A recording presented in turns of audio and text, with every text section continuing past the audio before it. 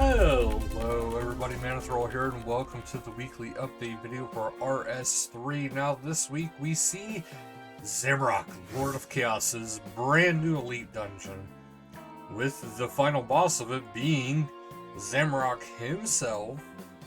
There is a whole bunch of stuff going on.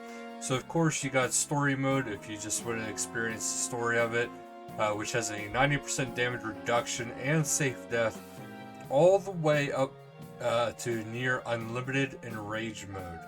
So head in solo or as one of up to 5 people as per usual for elite dungeons. But there is so much cool stuff. So let's see if this will load as smoothly as I'm hoping. But we have a whole bunch of new rewards. But let's get to the rewards part of it. Yes, there's elite dungeon, there's boss fight. So we got hexes versus runes. To defeat Zamorak, you'll need to use your World Guardian powers to awaken the edicts. You'll see runes spread across the floor in the boss arena. To activate one, all you have to do is charge up by standing within the rune boundaries. So you got the rune effect of Anima Flow, Hex's Twin Shot, Balance of Powers, Smite, Guardian's Triumph, Coven Generals, Haste, Disintegrate, Inner Chaos, Traps, Sword of Edicts, Affliction. So there is different difficulties, of course. I mean, honestly, normal is going to be your trickier mode. Then there's the enrage mode, but there's also the story if you just want to experience it as it is. So there is some new stuff. The upgradable items are as follows, because if you remember, there is slivers that we were earning, but now you can also earn them this way as well. The upgradable items, though, are the Hex Hunter Bow, Inquisitor Staff, the Pterosaur Maul, Enhanced Carapac Wrist Wraps, Enhanced Gloves of Passage, Enhanced Nightmare Gauntlets, Channeler's Ring, Champion's Ring, Stalker's Ring. So, each one is used to create powerful enchantments to enhance your existing gear. It does not say if this is a limited thing, so it doesn't say if you have to keep using it over and over. You'll also find a new series of exciting lore pages to the dungeon, so watch out for that.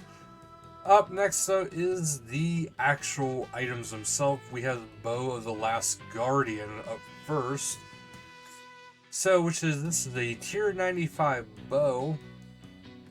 Its passive ability grants a stack. Every time you hit a target at 8 stacks, it'll deal damage to the target based on your last used ability. So, for those of you who have pretty good timing, you can kind of get that going pretty good. The special attack will deal a hefty chunk of damage and reduces stacks required to launch the passive ability to 4. So that's a pretty good special attack.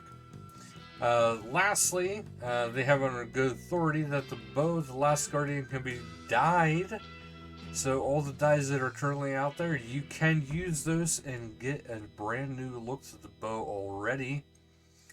And then we have the Vestments of Havoc, which is a glass cannon tier 95 melee armor. So you deal tons of damage at the cost of defense. In fact, at tier 100 damage bonus, it has the highest damage of any armor in the game. I'm going to be honest, when I first seen this gear, I thought this was going to be magic. And we have Zamo the Rak, this is the unusually named creature that wants to be your new friend, so bring him along on your adventures. They're saying they sure he won't betray you anytime soon. But after defeating Zamorak 500 times, you'll unlock the Meta Pet skin for Zamo the Rak. So that's pretty cool. There's also different titles. So if you're venturing, you'll also unlock the Lord of Chaos title after defeating Zamorak in 500% rage, plus a silver variant to the 2000% rage and the gold at 4000% rage. If you're doing solo, you get the Wrath of Chaos at 500%, silver at 2000 and gold at 4000. Then you have the God Slayer. which this is only available to players who complete Zamorak's collection log. Absolutely amazing. Now we have a new melee ability. So all that hard work of defeating the literal god, allowing you to cast Chaos Roar, a powerful new melee ability that doubles the damage to your next hit. Combo it with other heavy hitters such as the Exec-Kill special attack, and you'll be able to force to be reckoned with. And you have Blank Codex upgrades. So the Blank Codex can be crafted into Greater Sunshine and Greater Death Swiftness abilities, which, as you might imagine, are upgraded versions of Death Swiftness and Sunshine. And of course, you have the reroll tokens as well. There is a permanent high scores, so yes, this is boss-specific high scores. Rank, solo, and rage kills, duo, trio, quad, and quintuple. So that is the main thing for this week, guys. There is more, though, for this week. I'm sure you noticed that. So the event Free Death Week, so that is going on in celebration of this. Zamorak World's First Race. With the release of any major boss, it's always fun to see the best of the battle is for the first kill. Sorry about that. And I will say the first kill has already been done, as well as the first solo. So that is, it did not take long for that to actually happen. There is a new mini quest with this as well called Aftermath. The Lord of Chaos update also included a brand new mini quest continuing the story of Twilight of the Gods. So the Zamorak boss battle is included within the quest itself, and completion will require a single clear of Zamorak on any difficulty, which does include story mode. And then we have the community showcase, which we gotta have some Zamorak artwork to go with this week. First up, we have Willowy with Zamorak giving a stare. And we got a kind of a sultry, playful Zamorak here from Ankaro. And then we have a fantastic movie-esque like poster, Legacy of Zamorak by Merz RS. And then we have a bunch of different, looks like Meeting of the Demons here by Sir Spriggan. Yep, I was right. Zamorak meeting with his little mafia. And then we have some Glashite, which was devilish Zamorakian themed robes. So do check that out.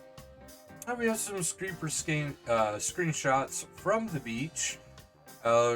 This one's actually kind of impressive. Makes it look like the person's trying to dive into the water, or relaxing, just soaking up the sun. And a couple of these pictures, and then two people here just having a nice little chat on the carts. And then don't forget the pink skirt event this week. Oh my goodness, I can't talk tonight. Corporal Beast, hosted by Patrick K. and the Clackworthy, Monday, July 4th at 1900, World 123, Corporal Beast Slayer, FC Patrick K. Then we have the Town Square Q&A hosted by Princess Ray, Saturday, July 9th at 2300, World 3, location Varrock West Bank. And then we have the Mega Duck Hunt, and this will be hosted by Steve 20058 and Megaduck. This will be Wednesday, July 6th at 1800 game time, World 39. Falador Park, and the FC is Megaduck. Okay. And then there's a little bit of extra here at the end of it, which is actually kind of cool. Just a couple little extra art designs, if you will. And then we head into patch notes. We have general. Players can no longer skip to the final boss of an elite dungeon. Fix an issue with incendiary shot that would cause an NPC animations to be overwritten. Added tooltips to the following items: Headhunter Bow, Inquisitor Staff, Pterosaur Maul, Laceration Boots, Fleeting Boots, and Blast Diffusion Boots. Fix an issue where a shield dome would increase instead of decrease damage reduction when used multiple times against some type of heroes. Well, some type of hit. Some hit types. Oh my goodness, guys. Reduce the ambient audio volume for light form, dark form, and adrenaline crystals.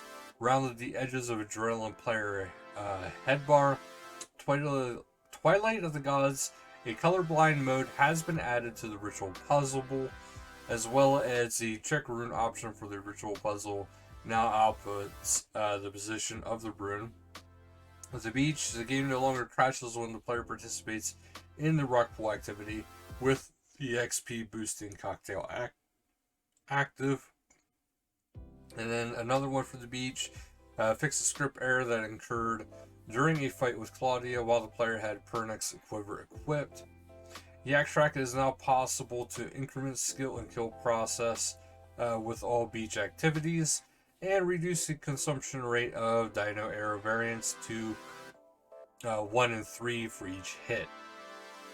And don't forget, as we've been going over every week, the requirements changes, or Windows 32 is going to be obsolete, and graphics cards that do not support OpenGL 3.0 or higher, you will need to get an upgrade onto that as well. Otherwise, that is it for this week, guys. Thank you guys so much for watching, and until next time, later, guys.